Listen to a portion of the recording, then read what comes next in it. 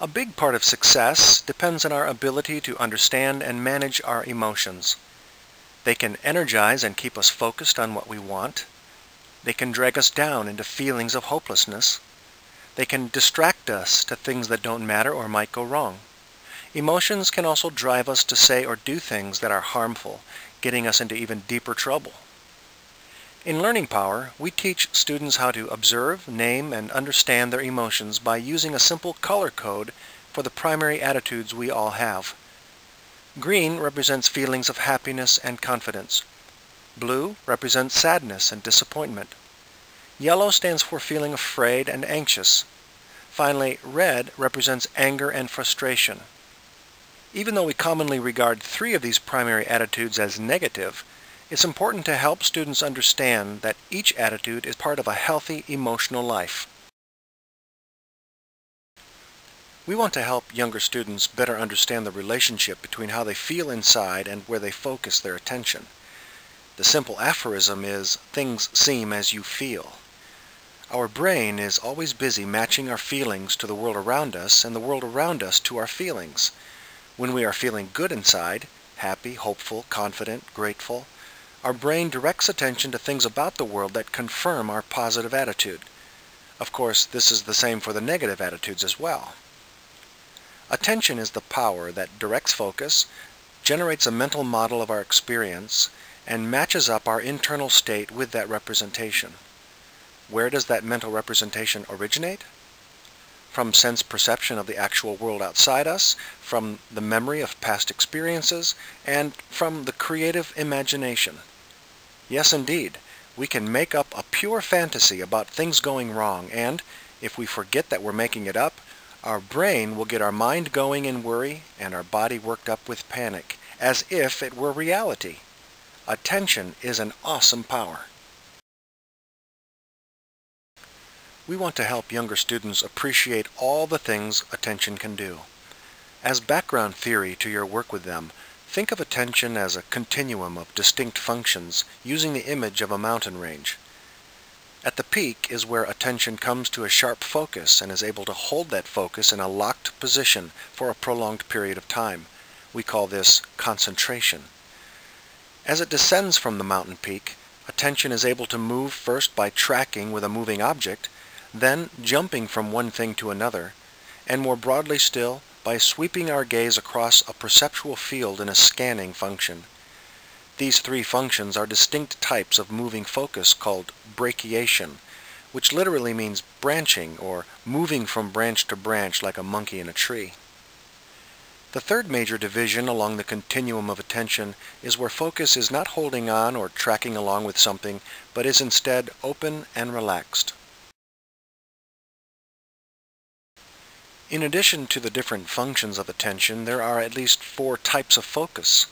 We can think of these types of focus as having to do with how energetically attention holds on to its object.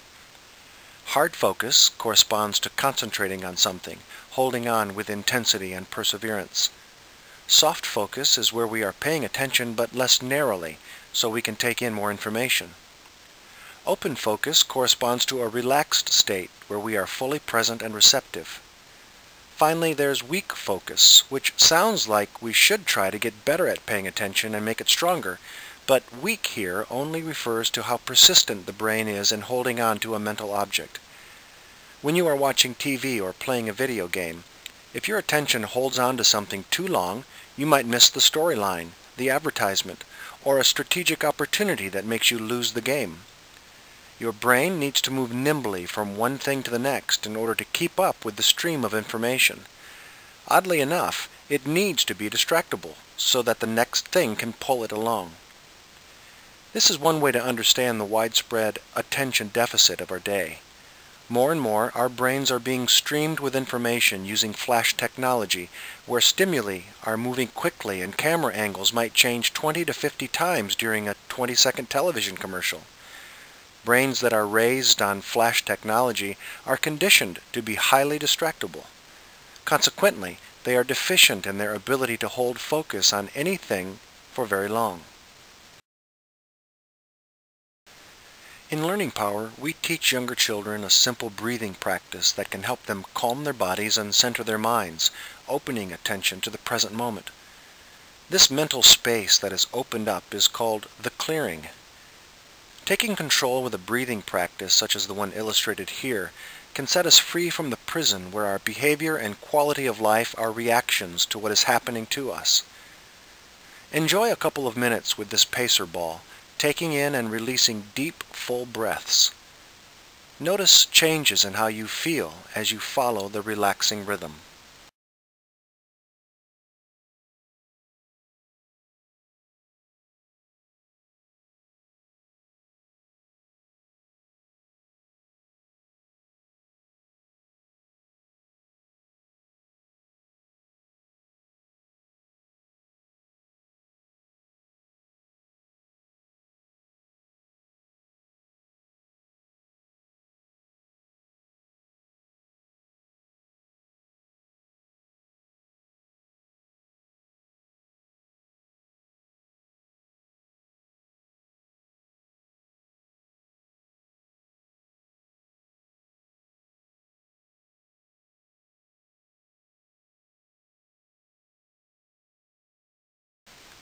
Learning Power affirms the human desire for happiness, to be in the green as often and for as long as possible. But we know that it is neither realistic nor healthy-minded to expect that green is where we should always be.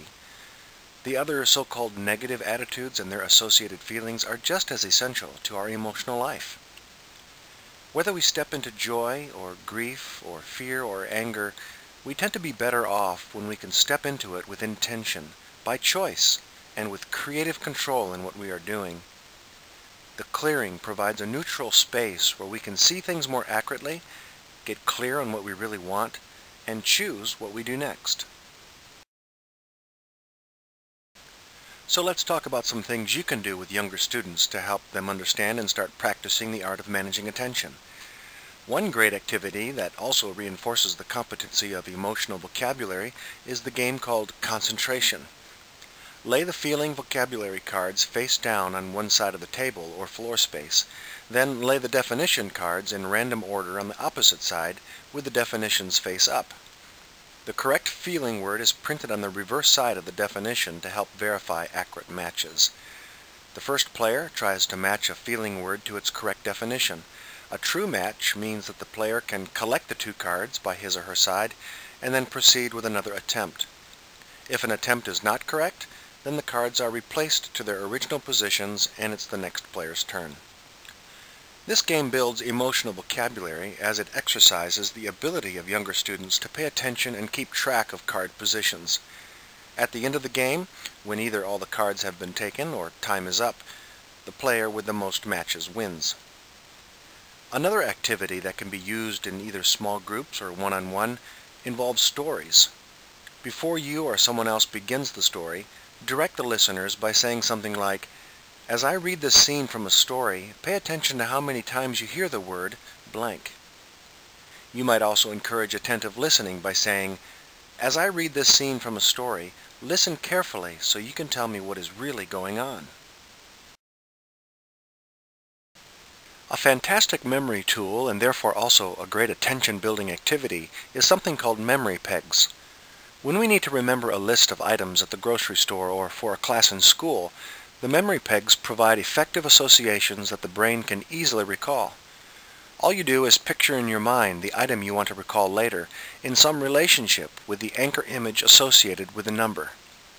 So, for instance, if you need to go to the grocery store for dish soap, peanut butter, eggs, oranges, bread, popcorn, napkins, toothpaste, a birthday card, and salad dressing, you'll probably need to write the list down so you don't forget anything. But by using the memory peg system, your recall of items will be 100%, and it's all in your head. In this case, just visualize in your mind a bottle of dish soap nestled inside a hot dog bun, peanut butter oozing out of a shoe, eggs hanging like fruit from a tree, opening a door and having oranges flood the room, bees making a hive out of a loaf of bread, slapping popcorn into a goal with a hockey stick, napkins floating angelically into heaven, painting a gate with toothpaste, a birthday card tangled up in a vine, a hen hatching a bottle of salad dressing. You get the idea. The power of the memory peg tool is that it pairs something that might not be inherently interesting or memorable with a concrete image, and typically the more comical the pairing, the easier it is to recall later. You wouldn't, for example, pair eggs on your list with the hen because that's common enough to be forgettable. Different attention and memory games can be easily created using the memory pegs tool. You can probably think of other resources and activities to use in helping younger students strengthen their ability to manage attention, so be creative.